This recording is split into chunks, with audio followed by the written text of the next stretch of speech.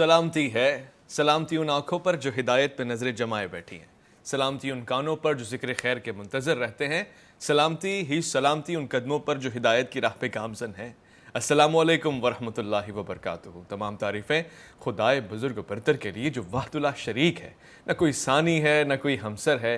درود لا محدود محبوب رب الودود، راحت العاشقین مراد المشتاقین حضرت محمد مصطفیٰ، آپ کی آل پاک، آپ کے جانثار انصار اور اصحاب پر۔ خواتین و حضرات، عزیز و جان من، آپ دیکھ رہے ہیں الف لام میم۔ میں آپ کا میزبان محمد اویس ربانی تہہ دل سے آپ کو کہتا ہوں خوش آمدید۔ آپ کے علم میں ہے کہ ہم ہفتے میں ایک دن ایسا ضرور رکھتے ہیں کہ جس میں قرب قیامت، آثار قیامت، قیامت کی نشانیاں اور وہ تمام حقائق جن کو قرآن کہہ رہا ہے بہت قریب ہیں، بہت زیادہ قریب ہیں، ان کو اور قریب واضح زوم اینڈ فوکس کر کے آپ کے سامنے لا کے رکھیں۔ کہیں ایسا نہ ہو کہ اس معاشرے میں بڑھتی ہوئی برائیاں کم سے کم اس غفلت کی بنا پر ہوں کہ ہمیں آنا اور جانا ہی نہیں ہے، روز محشر اٹھایا جانا نہیں ہے، یا اس سے پہلے بھی کہیں حساب و کتاب میں شامل ہونا نہیں ہے، یا پھر یہ قیامت کا سلسلہ یوں ہی ہے اور اب یہ باتیں ہوتی بھی نظر نہیں آ رہی۔ اس سے قبل کہ آج میں قیامت کے حوالے سے گفتگو کروں، لاہور میں ہونے والے ایک واقعے کے لیے بھی مذمت اور تعزیتی جملے کہنا چاہتا ہوں کہ اپنا بہت خیال رکھا کریں۔ چھوٹی چھوٹی لیکیج، چھوٹی چھوٹی غلطیاں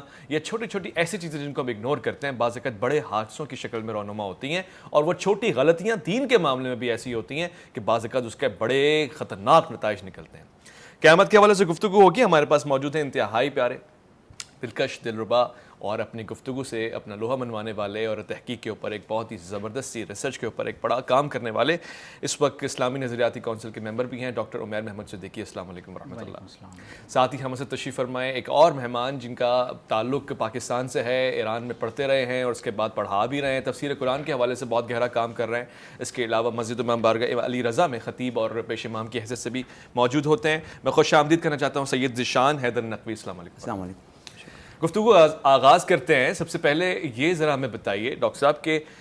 جب قیامت قریب آنے لگے گی تو ان میں سے کچھ بڑی نشانیاں ہیں، کچھ چھوٹی نشانیاں ہیں۔ جب ہم بڑی نشانیوں کی بات کرتے ہیں، یہ فلسفہ مہدویت کیا ہے؟ حضرت امام مہدی، آپ پہ ہمارا سلام ہو، کیا یہ کسی فقہ، کسی مکتب کے امام ہیں؟ کیا یہ امت کے امام ہیں؟ کیا یہ پوری انسانیت کے ہادی اور پیشوا ہیں؟ بسم اللہ الرحمن الرحیم۔ دنیا کے تقریباً تمام ہی بڑے مذاہب میں دنیا کے اختتام کے حوالے سے ایک علم ہے جو جانا اور مانا جاتا ہے، اسے ایسکٹالوجی کہتے ہیں، یعنی آخر الزمان کا علم، کہ دنیا کا اختتام کن علامات اور کن ابتدائی باتوں کے بعد جو ہے وہ ہونا شروع ہوگا۔ ہمارے ہاں اسے اسلامک ایسکٹالوجی یا علم و آخر الزمان کہتے ہیں۔ اسے اشراط الساعہ، کتاب الفتن اور اسی طرح کے دیگر ابواب کے نام سے جانا جاتا ہے۔ قیامت کی علامات کا علم امت پر حاصل کرنا لازم اس لیے ہے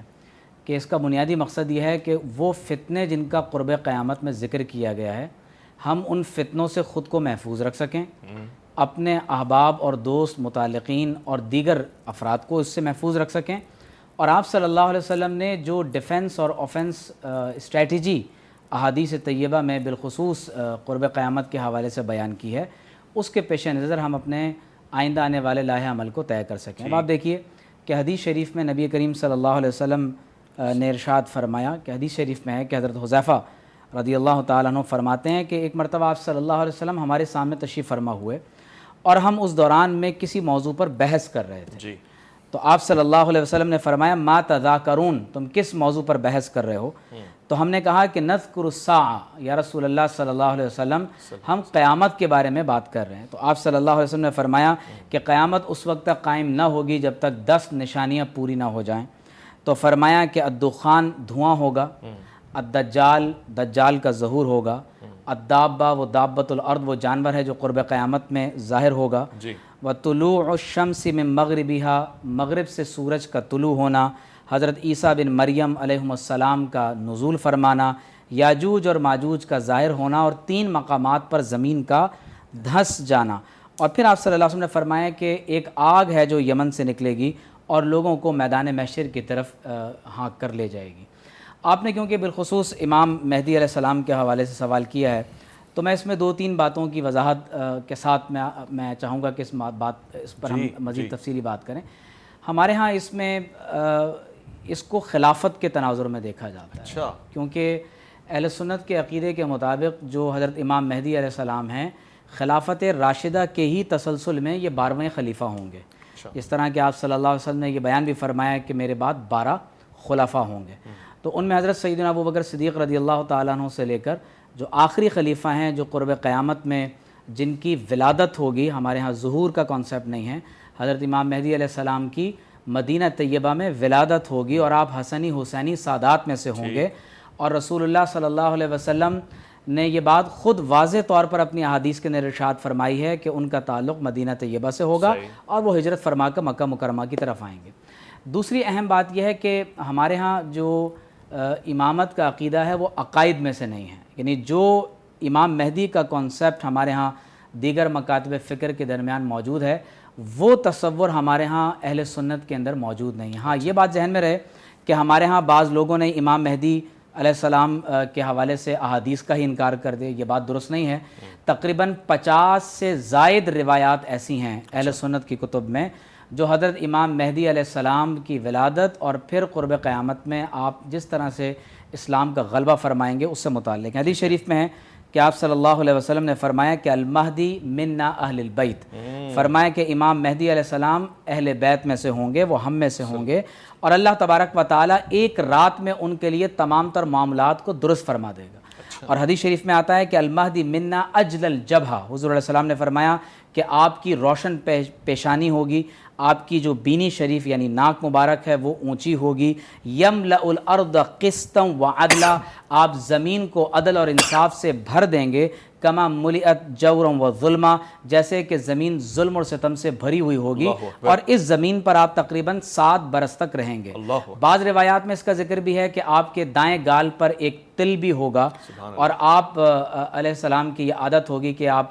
گفتگو کے دوران اپنی ران مبارک پر ہاتھ مار کر گفتگو کیا کریں گے. حدیث شریف میں اس کا بھی ذکر ہے کہ حضور علیہ السلام نے فرمایا کہ نحن ولد عبد المطلب، فرمایا کہ ہم عبد المطلب کی اولاد میں سے ہیں. سادۃ اہل الجنہ، ہم جنت کے سردار ہیں. انا وحمزۃ وعلی وجعفر والحسن والحسین والمہدی. حضور علیہ السلام نے ان تمام اہل بیت کے شخصیات کے نام لیے اور اس میں خاص طور پر امام مہدی کا ذکر کیا اور فرمایا کہ یہ تمام کے تمام افراد اہل جنت کے سردار ہوں گے. اسی طرح اور بھی متعدد احادیث مبارکہ ہیں کہ جس میں حضرت امام مہدی علیہ السلام کے حوالے سے ذکر کیا ہے. آپ کے مطالعے کے اوپر اور کتنا آپ نے واضح ایک اشارہ دیا ہے آپ کی نسبت کے حوالے سے، آپ کی ولادت کے حوالے سے اور آپ کے پیارے وجود کے حوالے سے. علامہ صاحب، سب سے پہلے یہی سوال جو میں نے ڈاکٹر صاحب سے پوچھا کچھ اس انداز سے پوچھوں گا کہ ایک ڈومیسٹک اور لوکل لیڈرشپ ہے حضرت امام مہدی علیہ السلام کی، یا نیشنل لیڈرشپ ہے، ایک ملک اور ایک خطے کے سربراہ ہیں، یا پھر ایک یونیورسل لیڈرشپ ہے کہ جس میں ہر مکتب فکر کو، ہر دین کو، ہر مذہب کو شامل کیا جائے اور کہا جائے یہ جو ہے نا یہ آخری ہادی ہے. بسم اللہ الرحمن الرحیم. اگر ہم نظریہ مہدویت کو دیکھتے ہیں تو اس کا جو تصور ہے وہ تقریباً جناب موسیٰ علیہ السلام کے دور سے شروع ہو رہا ہے. اور آپ اگر تورات کے جو اصل تورات ہو یا انجیل کے جو آپ جانتے ہیں، اور یہ متفقہ ہے کہ وہ تورات کے جس تورات کو حقیقی معنوں میں یہودیوں تک آنا چاہیے تھا اگر وہ ہوتی تو اسی تورات میں لکھا ہے کہ آخر نبی جو ہیں وہ تشریف لائیں گے. جبکہ آپ یہ دیکھ رہے ہیں کہ انہی یہود و نصارہ نے، بالخصوص یہود نے جہاں پر ہمارا تورات کا ذکر ہے، آپ صلی اللہ علیہ وسلم کا جو ہے وہ انکار کیا ہے. اسی طریقے سے انجیل میں بھی کچھ ایسے باب ہیں کہ جہاں پر ایک منجی عالم کا ذکر کیا گیا ہے. تو اب ہم جب دیکھ رہے ہیں کہ 3 ہمارے ایک بہت بڑے جو ادیان ہیں ان میں یہ کانسیپٹ پایا جا رہا ہے، تو آپ کا جواب بہت واضح ہو جاتا ہے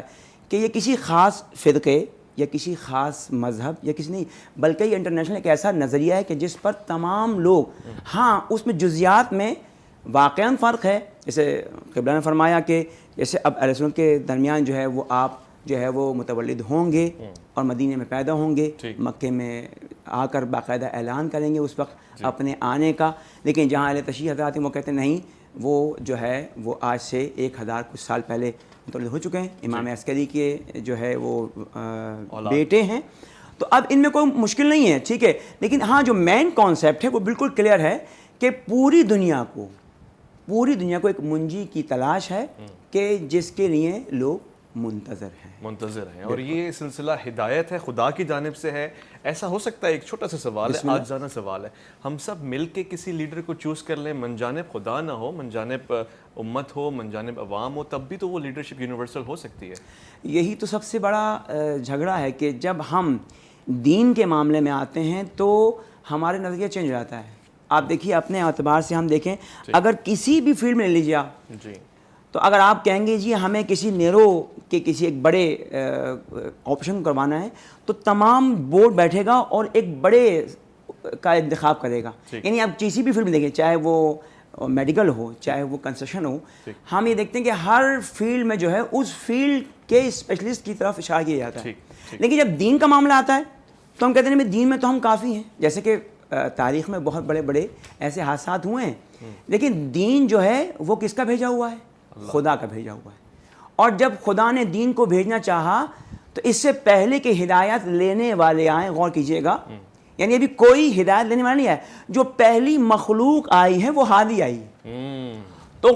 آغاز دنیا بتا رہا ہے کہ جب بھی ہدایت کا سلسلہ ہے, کوئی ہدایت لینے والا ہوگا تو اس کا ہادی کا تعین وہ کرے گا کہ جو ہدایت بھیجنے والا ہے. جو ہادی کا تعین ہے وہ وہی کرے گا جو ہادی برحق ہے, اور خود اسی کی طرف سے ہدایت ہے, وہ جس کو چاہتا ہے ہدایت دیتا ہے. ایک اچھی گفتگو جاری ہے قرب قیامت کے حوالے سے, آثار قیامت کے حوالے سے, حضرت امام مہدی علیہ السلام کے حوالے سے. ڈاکٹر صاحب سے مزید سوالات پوچھنا چاہتا ہوں, چونکہ اب بات یہاں پہ آ کے رکی ہے کہ خلافت راشدہ کا تسلسل ہے فلسفہ مہدویت, تو یہی سوال آگے جا کے پوچھنا ہے میں نے. ایک مختصر سا وقفہ ہے, الف لام میم میں آپ کا انتظار رہے گا.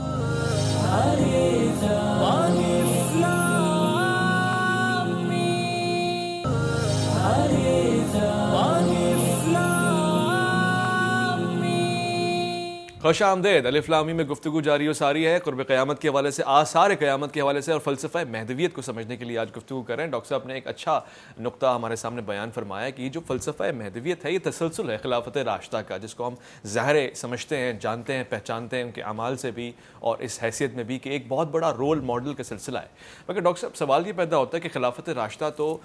منتخب من جانب عوام ہے, امت ہے, اس میں ایک ڈیموکریٹک پروسیس بھی ہے, شورا کا عمل بھی ہے, لوگ منتخب کرتے ہیں خلیفہ کو, اور ایسا ہی ہوتا ہے. تو کیا حضرت امام مہدی علیہ السلام کو بھی لوگ منتخب کریں گے, میں اور آپ منتخب کر سکتے ہیں؟ دیکھیے حدیث شریف میں ہے کہ آپ صلی اللہ علیہ وسلم نے فرمایا کہ میرے بعد خلافت ہوگی, اور فرمایا کہ خلافت علی منہاج النبوہ ہوگی. جی. پھر فرمایا کہ اس کے بعد بادشاہت ہے, پھر چبا ڈالنے والی بادشاہت ہے, اور پھر اس کے آخر میں فرمایا کہ ثم تکونوا خلافہ علی منہاج النبوہ. پھر احادیث کا جب ہم مطالعہ کرتے ہیں تو آپ صلی اللہ تعالی علیہ وسلم نے ایک اور حدیث کے اندر, یعنی متعدد احادیث ہیں, فرمایا کہ یکون فی آخر الزمان خلیفتٌ, فرمایا کہ آخری زمانے میں ایک خلیفہ ہوں گے, یقسم المال ولا یعدہ, جو مال کو تقسیم کریں گے اور اس کو شمار نہیں کریں گے. سبحان اللہ. اسی طرح ایک اور حدیث میں ہے کہ یکون فی آخری امتی خلیفتٌ, کہ میری امت میں سب سے آخر میں ایک خلیفہ ہوں گے کہ جو مال کو بھر بھر کر لوگوں کو عطا کریں گے, اور اس زمانے میں ایک سجدہ دنیا و مافیہ کی نعمتوں سے زیادہ بہتر معلوم ہوگا. اب آپ دیکھیے کہ ہمارے ہاں جو, جس طرح میں نے ابتدا میں کہا کہ یہ امامت کے اس تصور کے تحت نہیں ہے جس طرح سے ہمارے ہاں دیگر مکاتب فکر کے ہاں یہ سلسلہ موجود ہے. ہم اسے خلافت کے تناظر میں دیکھتے ہیں. خلافت دراصل رسول اللہ صلی اللہ تعالیٰ علیہ وسلم کی نیابت ہے, اور جس طرح سے حضرت ابوبکر صدیق رضی اللہ تعالیٰ عنہ کا انتخاب بھی رسول اللہ صلی اللہ علیہ وسلم کی طرف سے احادیث میں اشارتاً ہوا ہے, اسی طرح سے جب قرب قیامت کے اندر حضرت امام مہدی علیہ السلام کے دست مبارک پر بیعت ہوگی تو حدیث شریف میں آتا ہے کہ لوگ ان کے ہاتھوں پر آ کر بیعت کریں گے. اور یہ پوری ایک تفصیلی حدیث ہے, میں چاہوں گا کہ اس حدیث پر ہم بات بھی کریں تاکہ وہ چیز ہمارے سامنے کلیئر ہو جائے. حدیث شریف میں ہے کہ آپ صلی اللہ علیہ وسلم نے فرمایا کہ ایک خلیفہ کی موت پر اختلاف ہوگا. اچھا. فَيَخْرُجُ الرَّجُلُ مِنْ أَهْلِ الْمَدِينَةِ هَارِبًا إِلَى مَكَّةَ, فرمایا کہ ایک شخص جو میرے اہل بیت میں سے ہوگا وہ مکہ مکرمہ کی طرف مدینہ طیبہ سے ہجرت فرمائیں گے. فَيَأْتِيهِ النَّاسُ مِنْ أَهْلِ مَكَّةَ, اہل مکہ میں سے افراد ان کے پاس آئیں گے اور انہیں اس بات پر اصرار کریں گے کہ آپ ہم سے بیعت لیجئے. اور حدیث شریف میں آتا ہے کہ وہ اس وقت رکن یعنی جو خانہ کعبہ کا بیت جو حجر اسود ہے اور مقام ابراہیم کے درمیان وہاں پر بیعت لیں گے۔ تو گویا کہ امام مہدی علیہ السلام کے دست مبارک پر بھی جو بیعت ہوگی وہ اس زمانے کے جو بعض روایات میں آتا ہے کہ 7 ابدال ہوں گے، بڑے اکابرین اولیاء میں سے ہوں گے جو اس زمانے میں وہاں حضرت امام مہدی علیہ السلام کے دست مبارک پر بیعت کرنے والے ہوں گے۔ اس سے یہ بات معلوم ہو رہی ہے کہ حضرت امام مہدی علیہ السلام اگرچہ ان کی آمد کا ذکر احادیث طیبہ کے اندر موجود ہے، لیکن ان کے دست مبارک پر جو بیعت کی جائے گی وہ دراصل اس زمانے کے جو اولیاء اور علماء ہوں گے وہ آپ کے بارے میں یہ اعلان کریں گے کہ یہ اللہ تبارک و تعالیٰ کے خلیفہ ہیں، اور اس بات کی تائید آسمان سے آنے والی ایک آواز سے بھی ہوگی۔ ایک حدیث شریف میں ہے کہ آپ صلی اللہ علیہ وسلم نے فرمایا کہ لا تقوم الساعہ حتی ینزل الروم بالاعماق او بدابق، فرمایا کہ قیامت اس وقت تک قائم نہ ہوگی یہاں تک کہ رومی فوجیں اعماق یا دابق کے مقام پر اتر جائیں گی۔ اعماق اور دابق اگر آپ دیکھیں تو آج یہ شام کا قلب ہے، جسے آپ سیریا یا ڈیمسکس انگریزی میں کہتے ہیں، تو دمشق اور شام کا جو قلب ہے وہ اعماق اور دابق کہلاتا ہے۔ اور حدیث میں آتا ہے کہ حضور علیہ السلام نے فرمایا کہ فَيَخْرُجْ إِلَيْهِمْ جَيْشٌ مِّنَ الْمَدِينَةِ مِّن خِيَارِ أَهْلِ الْأَرْضِ يَوْمَئِذٍ، اس زمانے میں مدینہ طیبہ میں سے ایک لشکر نکلے گا، مدینہ منورہ میں سے ایک لشکر نکلے گا جو اس روئے زمین پر سب سے بہترین انسان ہوں گے، اور جب لڑائی کرنے کے لیے صف در صف مقابلے کے لیے کھڑے ہو جائیں گے تو اہل روم کہیں گے کہ ہمارے اور ان لوگوں کے درمیان میں سے ہٹ جاؤ، اچھا، اور کہیں گے کہ انہوں نے ہمیں غلام بنا لیا، ہمارے ساتھ جنگ و جدال میں ہمیں شکست دی۔ تو وہ اہل مدینہ منورہ کہیں گے کہ اللہ کی قسم ہم تمہارے اور اپنے بھائیوں کے درمیان میں سے اس جگہ کو نہ چھوڑیں گے، اور حدیث شریف میں آتا ہے کہ بڑی سخت جنگ ہوگی جس میں سے 1/3 لوگوں کی اللہ توبہ قبول کبھی نہیں کرے گا، 1/3 لوگ وہ ہوں گے جو افضل الشہداء ہوں گے، اور 1/3 وہ لوگ ہوں گے کہ جن کو اللہ تبارک و تعالی ہمیشہ ہمیشہ کے لیے آزمائشوں سے نجات عطا فرما دے گا۔ فتح قسطنطینیہ ہوگا، اور یہ وہ دور ہے کہ جس میں حضرت امام مہدی علیہ السلام کے بارے میں احادیث میں آتا ہے کہ آپ یعنی مدینہ طیبہ سے مکہ مکرمہ کی طرف ہجرت فرمائیں گے۔ اور اس میں 1-2 باتوں کی اور وضاحت یہ کر دوں کہ حضرت امام مہدی علیہ السلام آخری ہادی نہیں ہیں۔ یہ احادیث میں ذکر ہے کہ وہ امت کیسے گمراہ ہو سکتی ہے کہ جس کی ابتدا میں ہوں، جس کے درمیان میں امام مہدی ہیں، اور جس کے آخر میں حضرت سیدنا عیسیٰ بن مریم علیہ السلام کی ذات اقدس ہے۔ اور ترتیب کے اعتبار سے ذہن میں رکھ لیں کہ پہلے حضرت امام مہدی علیہ السلام، پھر اس کے بعد دجال کا ظہور، اور پھر حضرت مسیح علیہ السلام کا نزول ہوگا۔ یہ تینوں ایک ہی دور میں ہوں گے۔ یہ نہیں ہو سکتا کہ امام مہدی ہونے کا کوئی اعلان کر دے اور دجال کا ظہور نہ ہو۔ اچھا، جیسے ماضی میں آپ دیکھیے 40 کے قریب افراد امام مہدی ہونے کا دعویٰ کر چکے ہیں۔ پاکستان کے اندر بھی کئی لوگوں نے امام مہدی ہونے کا دعویٰ کیا، وہ سب کذاب اور دجال ہیں۔ تو ایک ہی وقت میں یہ تینوں ضرور ہوں گے۔ یہ نہیں ہو سکتا کہ امام مہدی آ کر چلے جائیں اور ان کا انتقال بھی ہو چکا ہو اور دنیا کے اندر دجال ظاہر نہ ہو، کوئی شخص نعوذ باللہ مسیح موعود ہونے کا دعویٰ کر دے اور امام مہدی تشریف فرما نہ ہو، نہ ہی دجال ظاہر ہو، تو یہ ممکن نہیں ہے۔ یہ تینوں جو جن کا بھی ذکر ہم کر رہے ہیں، حضرت امام مہدی علیہ السلام، حضرت مسیح علیہ السلام اور دجال جس کو مسیح دجال یا کذاب کہا جاتا ہے، تو وہ تمام ایک ہی دور میں ہوں گے۔ ان کے ماں سوا اگر کوئی تنہا کو اس طرح کا دعویٰ کرتا ہے تو وہ کذابین میں سے۔ ٹھیک، بہت شکریہ ڈاکٹر صاحب۔ علامہ صاحب، سوال یہ پیدا ہوتا ہے کہ جب میں نام مقدس لیتا ہوں حضرت امام جعفر صادق، آپ پہ ہمارا سلام ہو، ہم ان کو امام کہتے ہیں، تو کیا اس امامت کے تناظر میں حضرت امام مہدی کو امام کہہ رہا ہوں؟ اگر ایسا ہی ہے تو پھر خلافت کا معاملہ کیوں آیا؟ کیونکہ حضرت امام جعفر تو خلیفہ نہیں ہے، تو پھر حضرت امام مہدی کو خلافت کے زاویے میں کیوں دیکھا جا رہا ہے؟ ظاہری طور پر دیکھا جائے تو یہ جو امامت اور خلافت کا جو لفظی ڈیفرنس ہے، اس کو ہم حل کر سکتے ہیں بہت سی احادیث سے۔ جیسے حضرت نے فرمایا کہ میرے 12 خلیفہ ہوں گے، اس حدیث کا تناظر یہ ہے کہ وہ 12 کے 12 قریش سے ہوں گے۔ خوب اگر اس 12 کی ترتیب میں ہم خلفائے راشدین کو دیکھیں یا بعد میں دیکھیں، یا اس کا سلسلہ 12ویں میں آ کر امام زمان تک پہنچائیں، تو یہ جو 12 کا عدد ہی کسی انداز سے پورا ہوتا ہوا دکھائی نہیں دیتا۔ یعنی کیونکہ اس میں کوئی اختلافی بات نہیں، ہم اس وقت بہت آسان سی بحث کر رہے ہیں۔ تو اس میں جو کہا کہ 12 خلفاء ہوں گے، اب یہاں خلفاء جو ہے اس دور میں جو ہمیں احادیث ملتی ہیں وہ خلفاء کے بھی تناظر میں بھی ہیں اور امام اور آئمہ کے بعد، کیونکہ آئمہ کا جو کلمہ ہے وہ قرآن میں بھی آیا ہے۔ اب اس میں الگ بات ہے کہ آئمہ جور ہیں یا آئمہ صالح ہیں، وہ چیزیں۔ تو یہ جو لفظی تناظر ہے یا اس میں جو ہمارا وہ ہے، اس سے ہٹ کر دیکھا جائے، اور وہ احادیث جو ہمیں کہتی ہیں کہ 12 خلفاء ہوں گے، ان احادیث کو اگر مکمل طور پر دیکھا جائے اور پھر کچھ ایسی احادیث بھی ہیں, بڑا عجیب ہوگا کہ اگر ہو سکتا تو میں اس کی ایڈریس لے کے آتا, مجھے نہیں اندازہ کہ اس سوال کو اس ناظر میں پیش کیا جائے گا, کہ کچھ ایسی احادیث جن میں حضرت سوال کیا کہ وہ کون کون ہوں گے, تو حضرت نے ایک ایک ایک کر کے آیا, تو جہاں پر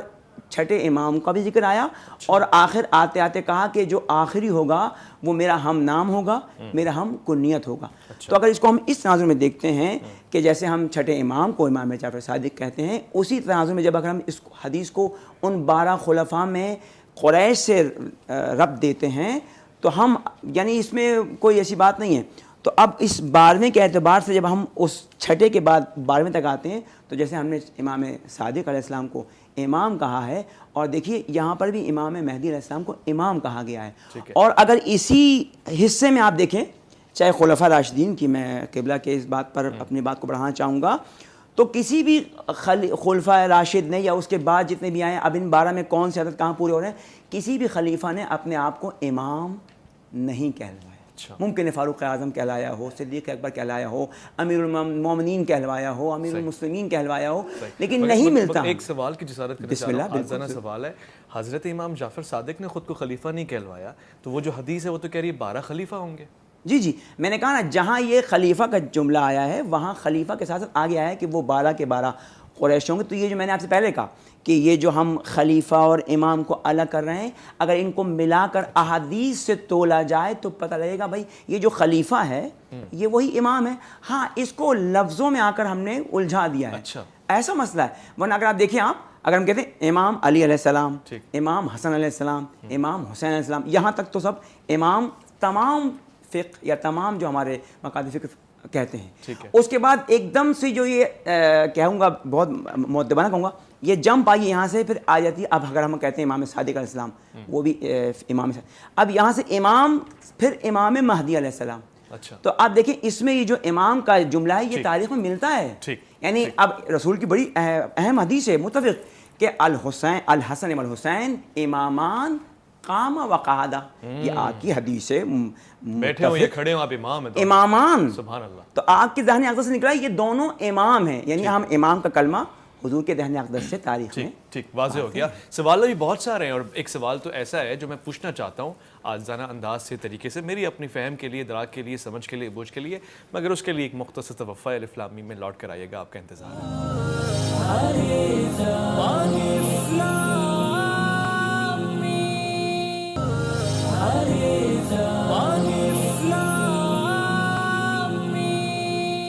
خوش آمدید, آپ کی آمد کا شکریہ اور آپ کی توجہات کا بہت شکریہ. سلسلہ اس وقت قیامت کے حوالے سے چل رہا ہے, فلسفہ مہدویت پہ بات ہو رہی ہے, اور یہ ہر ہفتے کوئی نہ کوئی سلسلہ سوالات کا چلتا رہتا ہے. بہت سے سوالات آپ نے بھی بھیجے ہیں, وہ بھی پوچھنے کا خواہش مند ہوں, مگر ایک چیز جو نقطۂ نظر سے کافی جڑی ہوئی ہے. ڈاکٹر صاحب, ہم جس طرح ائمہ اربعہ کو تسلیم کرتے ہیں, ان سے ہم علمی معاونت لیتے ہیں اور فقہ اور احکام لیتے ہیں, کیا ہم امام اسی سلسلے کے تسلسل کا نام دے رہے ہیں حضرت امام مہدی کو؟ کیونکہ خلافت کا معاملہ الگ ہے, جو خلیفہ ہیں وہ امام نہیں ہے, جو امام ہے وہ خلیفہ نہیں ہے, تو ہم ان دونوں کو جوڑ رہے ہیں حضرت امام مہدی علیہ السلام پر. دیکھیے, دیگر مکاتب فکر میں امامت ایک ڈیوائن انسٹیٹیوشن ہے جس میں اپوائنٹمنٹ خدا تعالیٰ کی طرف سے ہوتی ہے, جیسے انبیاء اور رسولوں کا انتخاب ہوتا ہے. جبکہ اہل سنت میں یہ بات درست نہیں ہے. اہل سنت کے نزدیک جو امام ہے وہ ایک رہنما ہے, ایک لیڈر ہے. ہمارے ہاں ائمہ اربعہ کس طرح استعمال ہوتی ہے, امام اعظم ابو حنیفہ, امام مالک, حضرت امام شافعی اور امام احمد بن حنبل رحمہم اللہ. اسی طرح سے ہمارے ہاں تاریخ میں جتنے بھی فنون اور علوم کے محدثین, مفسرین اور اولیاء اور بزرگان دین گزرے ہیں, انہیں امام کے لفظ سے یاد کیا جاتا ہے. اور ہمارے ہاں آپ جانتے ہیں کہ جو مشائخ سلاسل اولیاء کو چلا رہے ہیں, تو وہ جب اپنی نیابت میں کسی کو منتخب کرتے ہیں تو اسے بھی خلافت ہی کہا جاتا ہے, اور یہ کہا جاتا ہے یہ ہمارے خلیفہ ہیں. تو ظاہر ہے کہ ہمارے ہاں جب خلافت راشدہ کی بات کی جاتی ہے تو یہ دراصل ایک ایسا انسٹیٹیوشن ہے کہ جس میں سکسیسرشپ ہے رسول اللہ صلی اللہ علیہ وسلم کی, جس میں انسان نیابت اور خلافت میں اللہ تبارک و تعالیٰ کی ہوتا ہے, اور عوام کے نمائندے کی حیثیت سے رسول اللہ صلی اللہ علیہ وسلم کے نظام کو زمین پر نافذ کرتا ہے. اب آپ دیکھیے کہ جب ہم یہ کہتے ہیں کہ حضرت امام مہدی علیہ السلام, تو اس کا مطلب یہ ہوتا ہے کہ وہ پوری روئے زمین پر جب آپ تشریف فرما ہوں گے تو آپ اللہ تبارک و تعالیٰ کے دین کو روئے زمین پر غالب فرمائیں گے اور امت مسلمہ کے امام یعنی ان کے رہنما، لیڈر اور قائد ہوں گے۔ یہ ہرگز وہ امامت کا تصور نہیں ہے جو آن دا ادر سائڈ ہمارے ہاں سمجھا جاتا ہے۔ میں یہاں پر چند احادیث آپ کو امام مہدی کے حوالے سے میں آپ کو بتاؤں۔ حدیث شریف میں آتا ہے کہ جب امام مہدی علیہ السلام کے ہاتھ پر بیعت ہوگی تو بیدا کے مقام پر جو مکہ اور مدینہ منورہ کے درمیان میں ہے وہاں دشمنوں کو زمین میں دھنسا دیا جائے گا، اور یہ اس بات کی سب سے بڑی دلیل ہوگی کہ یہ حضرت امام مہدی علیہ السلام ہیں، کیونکہ ان کی اللہ تبارک و تعالیٰ کی طرف سے مدد و نصرت کی جا رہی ہوگی۔ بعض روایات میں اس کا بھی ذکر ہے کہ آپ 7 برس تک زمین پر رہیں گے، پھر آپ کا وصال ہوگا اور اہل اسلام آپ کی نماز جنازہ کو ادا کریں گے۔ آپ صلی اللہ علیہ وسلم نے فرمایا کہ امام مہدی علیہ السلام کی آمد کی 2 نشانیاں ایسی ہیں کہ جب سے آسمان و زمین بنے ہیں امام مہدی کی آمد سے قبل یہ نشانیاں کبھی ظاہر نہیں ہوں گی۔ اچھا، فرمایا کہ وہ کیا نشانیاں ہیں؟ فرمایا کہ رمضان کی پہلی رات چاند گرہن ہوگا، اچھا، اور رمضان کے نصف میں سورج گرہن ہوگا۔ یہ کبھی نہیں ہوا؟ یہ کبھی نہیں ہوا کہ رمضان کی پہلی رات میں چاند گرہن ہو اور پھر 15 رمضان کو سورج گرہن ہو۔ اسی لیے اگر کوئی امام مہدی ہونے کا دعویٰ کرتا ہے تو ظاہر ہے کہ وہ یہ آسمانی نشانیوں کو تو پورا نہیں کر سکے گا۔ صحیح ہے۔ پھر حدیث شریف میں آتا ہے کہ حضور علیہ الصلوۃ والسلام نے، یعنی باقاعدہ حدیث کے اندر یہ بات ذکر ہے کہ آپ صلی اللہ علیہ وسلم سے پوچھا گیا کہ یا رسول اللہ صلی اللہ علیہ وسلم اس وقت مسلمانوں کا امام کون ہوگا، مسلمانوں کا رہنما کون ہوگا؟ حدیث میں لفظ ہے امام المسلمین یومئذ، مسلمانوں کا اس وقت امام کون ہوگا؟ تو آپ صلی اللہ علیہ وسلم نے فرمایا کہ المہدی من ولدی ابن 40 سنہ، فرمایا کہ میرے بیٹے مہدی جن کی عمر اس وقت 40 برس کی ہوگی، کأن وجہہ کوکب دری، ان کا چہرہ ایسا ہوگا جیسے چمکتا دمکتا ستارہ ہوتا ہے، فی خدہ الایمن خال اسود، ان کے دائیں گال مبارک میں سیاہ رنگ کا ایک تل ہوگا۔ فرمایا کہ انہوں نے 2 مخصوص رنگ کے کپڑے پہنے ہوئے ہوں گے جن کو عبا ہمارے ہاں کہا جاتا ہے، اور حدیث شریف میں یہاں تک آتا ہے کہ حضور علیہ السلام نے فرمایا کہ لونہ لون عربی و جسمہ جسم اسرائیلی، فرمایا کہ ان کا جو رنگ ہے وہ عربی ہوگا، کیونکہ آپ حضور علیہ الصلوۃ والسلام کی اولاد میں سے ہیں۔ خود حضور علیہ السلام نے امام حسن کو ایک مرتبہ دیکھ کر کہا کہ وہ ان کی اولاد میں سے ہوں گے، اور امام حسین علیہ السلام کے بارے میں فرمایا کہ یہ ان کی اولاد میں سے ہوں گے۔ تو محدثین فرماتے ہیں کہ والدین کی طرف سے نجیب الطرفین سادات کرام میں سے ہوں گے۔ تو حدیث شریف میں آتا ہے کہ حضور علیہ السلام نے فرمایا کہ یرضی فی خلافته اہل الارض و اہل السماء والطیر فی الجو، فرمایا کہ ان کی خلافت ایسی ہوگی کہ اہل زمین، اہل آسمان، یہاں تک کہ چرندے پرندے درندے تمام کے تمام ان کی خلافت کے آگے سر تسلیم خم کر دیں گے۔ اور ایک روایت جسم کا آپ نے کہا عربی ہوگا اور اسرائیلی بھی، جسم اسرائیلی ہوگا، جسم اسرائیلی، جسم اسرائیلی ہوگا، یعنی جو جسم مبارک ہے وہ دیکھ کر ایسا لگے گا کہ گویا کہ آپ بنی اسرائیل میں سے ہیں، لیکن جو آپ کا چہرہ مبارک ہے اس کا رنگ وہ عربوں کی طرح سے ہوگا۔ اور حدیث شریف میں آتا ہے کہ حضرت مولا کائنات علی المرتضیٰ رضی اللہ تعالیٰ عنہ نے فرمایا کہ المہدی مولدہ بالمدینہ، آپ کی ولادت مدینہ طیبہ میں ہوگی،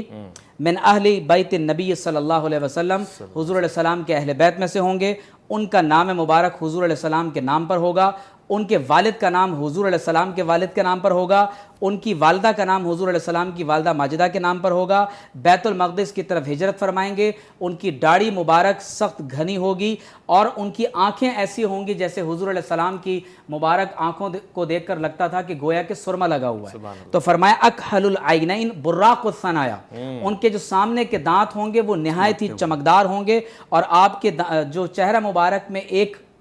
تل لگا ہوا ہوگا، اور آپ بعض روایات میں یہاں تک ہے کہ آپ کے کتف میں، آپ کے کندھے میں علامت النبی صلی اللہ علیہ وسلم، جو حضور علیہ الصلوۃ والسلام کے کندھے مبارک میں علامت تھی وہ امام مہدی کے لیے بھی نشانی موجود ہوگی۔ نبوت کی بات ہو رہی ہے ڈاکٹر صاحب؟ جی، مہر نبوت کی بات، اسی طرح سے ایک علامت امام مہدی کے کندھے پر بھی ہوگی کہ یہ عام خلیفہ نہیں ہیں، ٹھیک ہے، یہ وہ خلیفہ ہیں کہ جن کو حضور علیہ السلام کے اہل بیت اور اطرت میں سے قرب قیامت میں سب سے آخر میں بطور حضور علیہ السلام کی امتی منتخب کیا گیا۔ اور ایک روایت میں بس میں بیان کر دوں کہ حضور علیہ السلام نے فرمایا کہ آپ کی مدد و نصرت کے لیے اللہ تعالیٰ 3000 ملائکہ کو زمین پر نازل فرمایا۔ سبحان اللہ، سبحان اللہ، 3000 ملائکہ کو پروردگار نازل فرمائے گا۔ اب چونکہ آخری حصہ پروگرام کا میں چاہتا ہوں ایک پیغام بھی چلا جائے، چونکہ ہم نے بڑی تفصیلی طور سے گفتگو کی ہے فلسفہ مہدویت کے حوالے سے۔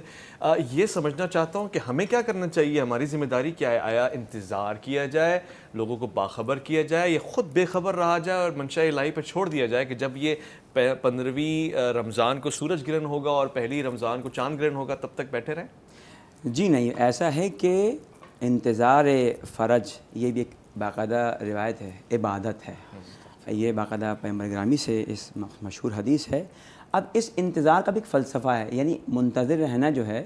اب ایک انسان ہوتا ہے کہ جو کسی کا انتظار کر رہا ہوتا ہے، اس سے کوئی ہوتا ہے تو اس انتظار میں ایک دو قسم کی چیز ہوتی ہے، یا تو آپ ایسا کام کریں کہ جو آنے والا ہے وہ جلدی آ جائے، یعنی واقعاً کامن سینس یہ کہ اگر آپ چاہتے ہیں کہ دنیا عدل و انصاف سے پر ہو جائے، جیسے قبلہ نے فرمایا کہ جیسے ظلم و جور سے بھری ہوئی، تو آنے کا ان کا مقصد کیا ہے کہ اس دنیا کو ظلم و جور سے ختم کر دیں اور عدل و انصاف سے پر کر دیں۔ اچھا، اب اگر ہم یہ چاہتے ہیں کہ یہ دنیا جو واقعاً آج کل کے اس دور کے اعتبار سے مختلف ظلم و جور کا شکار ہے، اب ہم اشارہ نہیں کریں گے، جو بھی آپ سمجھ رہے ہیں کہ حساب کتاب جو گناہ ہیں اور جو فساد ہے اور جو استعمار ہم پر چاہ رہا ہے کہ قابض ہو جائے، اب ان تمام چیزوں کے لیے اب اگر ہمیں کسی منجی کا منتظر ہونا ہے تو ہاتھ پہ ہاتھ رکھ کر بیٹھیں گے تو یہ انتظار کی لاجک بھی نہیں ہے۔ ہاں، آپ ان کاموں کو تلاش کریں کہ باقاعدہ وہ تاریخ میں روایات میں درج ہیں کہ ایک حقیقی منتظر کو کیسا ہونا چاہیے، جو یہ چاہتا ہے تہ قلب سے حقیقی طور پر کہ وہ منجی عالم آئے تو انہیں یہ کرنا ہے۔ تو ان میں جو سب سے آخری بات ہے وہ یہ کہ جو انسان چاہتا ہے کہ ایک مصلح اور ایک منجی کو چاہتا ہے تو سب سے پہلے وہ اپنی اصلاح کرے۔ اگر وہ پاک و پاکیزہ ہو جائے گا تو اس کے پاک و پاکیزہ ہونے سے معاشرے میں اصلاح ہوگی، بھائی ایک باپ اصلاح ہوگی، اس کے بچے، محلہ، شہر، ملک، جب یہ سب ہوں گے اب یہ واقعی طور پر اس منجی اور اس منتظر کے منتظر ہیں کہ جن یہ اب یہ جواب کیا ہوا کہ انسان خود کو آمادہ کرے۔ بہت بہت شکریہ علامہ سید ذیشان حیدر نقوی، بہت بہت شکریہ ڈاکٹر عمیر محمود صدیقی، بہت بہت شکریہ آپ کا خواتین و حضرات۔ سوال اتنے سارے ہیں، آپ کے ذہن میں بھی اٹھ رہے ہوں گے، میرے دل میں بھی اٹھ رہے ہیں، میں اکثر سوالات پوچھ لیا کرتا ہوں، عاجزی کے ساتھ پوچھتا ہوں، بعض اوقات بہت ہی جاہلانہ سوال ہوتے ہیں مگر شاید ان سے میرے علم میں اضافہ ہوتا ہے۔ بہت سارے سوال اگلی نشست کے لیے انشاءاللہ بچا کے رکھیں گے، اسی طرح بیٹھیں گے، گفتگو کریں گے، اتحاد کی بات بھی ہوگی اور یقین محکم کی بات بھی ہوگی۔ اپنا بہت خیال رکھیے گا، اپنے سے بڑھ کے خیال رکھیے گا ملک پاکستان کا، اللہ کے فرمان کا، اللہ کی امان میں۔